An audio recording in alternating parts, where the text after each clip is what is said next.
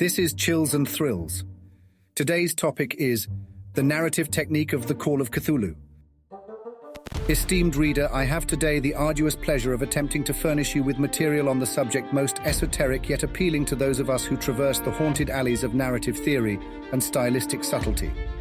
Our engagement henceforth pertains to an exploration of Lovecraft's unique narrative techniques, as demonstrated in the chilling tale of cosmic horror, The Call of Cthulhu. It was in the humid midst of the summer of 1926 that H.P. Lovecraft penned this tale of unutterable dread, a tale that has since interwoven itself into the broader tapestry of literary horror, casting a long and monstrous shadow over the genre. However, it is critical to remember, despite the later cultural ubiquity of Cthulhu and the related pantheon of eldritch beings, that The Call of Cthulhu was far from an immediate success during Lovecraft's lifetime. This enigmatic work was first brought to public attention in the year 1928, unveiled in the somewhat maligned medium of the pulp magazine, Weird Tales. This periodical, widely regarded as a repository of the fantastic and the bizarre, may have seemed a fit berth for Lovecraft's singular tales. Nonetheless, it took considerable time for this uncanny narrative to assert its impact upon the public consciousness. The particular story under our scrutiny, The Call of Cthulhu, can be seen as an intriguing anomaly within Lovecraft's oeuvre. It diverges significantly from his habitual narrative schema. This text, uncharacteristically, consists of an intricate web of multiple intersecting narratives and viewpoints, creating a complex tapestry that mirrors the labyrinthine complexity of the cosmic horror it portrays. Through an examination of these intricate narrative techniques, we may attempt to untangle the underlying structures of Lovecraft's prose and consequently attain a deeper understanding of this iconic work. Context and overview. The narrative structure of Lovecraft's revered masterpiece, The Call of Cthulhu, is an intricate web of intersecting accounts, epistolary communiques, and archival expositions, designed to offer the reader a haunting and immersive exploration of its underlying themes. The story, set in the early decades of the 20th century, explores the revelation of an ancient, malevolent entity known as Cthulhu, who is said to sleep beneath the ocean's depths, awaiting a time to rise and reclaim dominion over the earth. This premise sets the stage for a chilling examination of forbidden knowledge, existential dread, and the fragility of the human mind. The story's protagonist, Francis Wayland Thurston, is a diligent scholar whose inquiries into the Cthulhu cult emerge as the focal point of the narrative. Thurston embarks on a formidable quest, entwining a disparate cast of characters, all of whom have encountered the disturbing influence of Cthulhu in some capacity. This convergence of narratives serves not merely as a plot device, but as a tapestry of humanity's collective encounter with the incomprehensible. Prior to the events delineated in the story, the death of Thurston's great-uncle, Professor George Gamble Angel, bequeaths him an ominous collection of notes and artifacts that plunge him into the heart of the mystery. One might posit that Lovecraft, a devoted student of Gothic and weird literature, derived this layered approach from his literary forebears, notably Edgar Allan Poe and Ambrose Bierce, whose narratives also rely on nested stories and documents to instill an unnerving sense of dislocation and dread. The investigative tenor of the narrative, bearing a striking resemblance to the methodical rigor of journalistic research, lends the tale an intense atmosphere of escalating revelation and suspense. Such an approach is typically utilized to convey a sense of verisimilitude and intellectual engagement, thereby imbuing the unfolding narrative with a profound sense of reality that exacerbates the pervasive horror. This investigative pace necessitates a sequence of interconnected components. First, an enigma that invites inquiry. Second, a series of clues or artifacts that incrementally shed light upon the mystery. Third, a protagonist possessed of an insatiable curiosity and resilience in the face of adversity.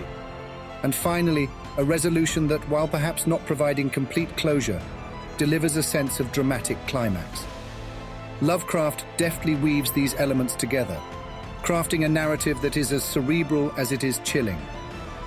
The potency of Lovecraft's tale ultimately lies in its audacious exploration of cosmic horror through the lens of an investigative odyssey, pushing the boundaries of traditional narrative structure to immerse the reader in a world of chilling existential dread.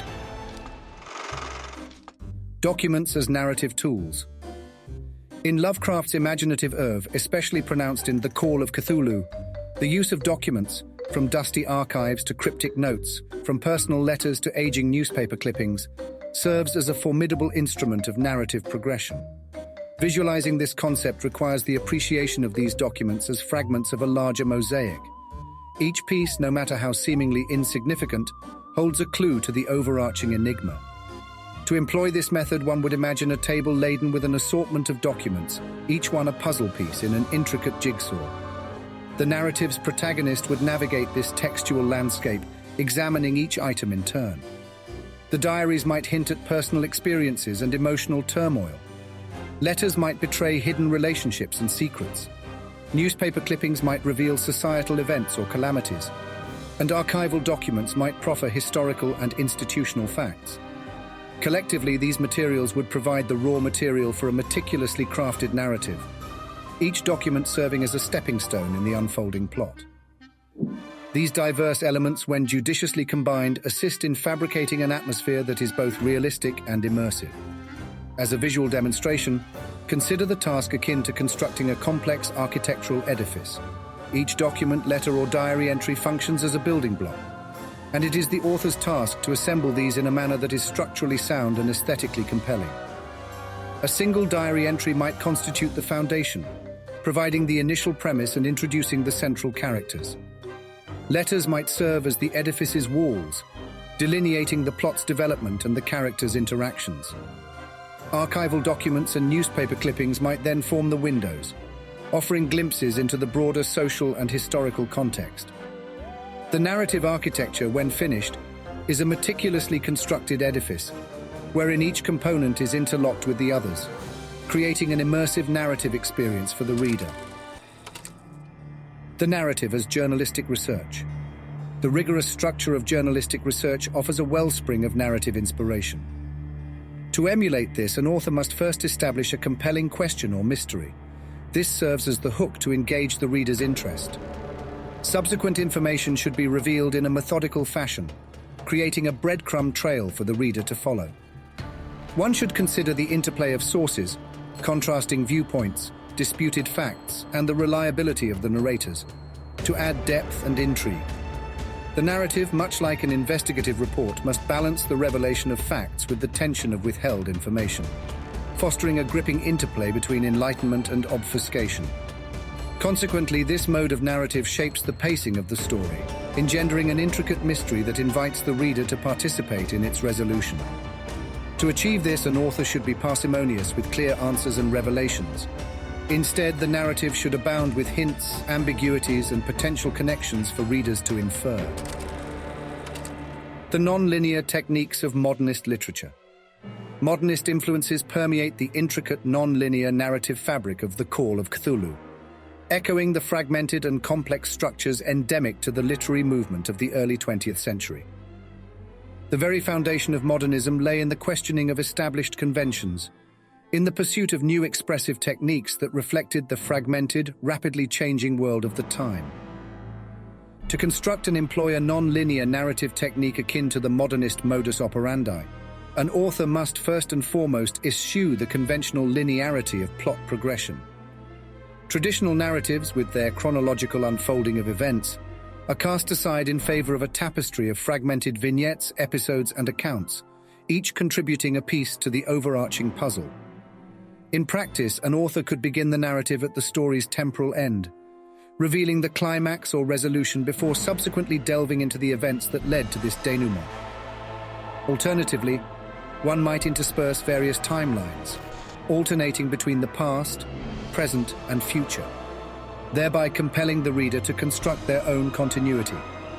Epistolary elements such as letters, diaries, and reports can serve to disrupt the chronology further, offering personal perspectives from diverse points in time and introducing a multifaceted view of events.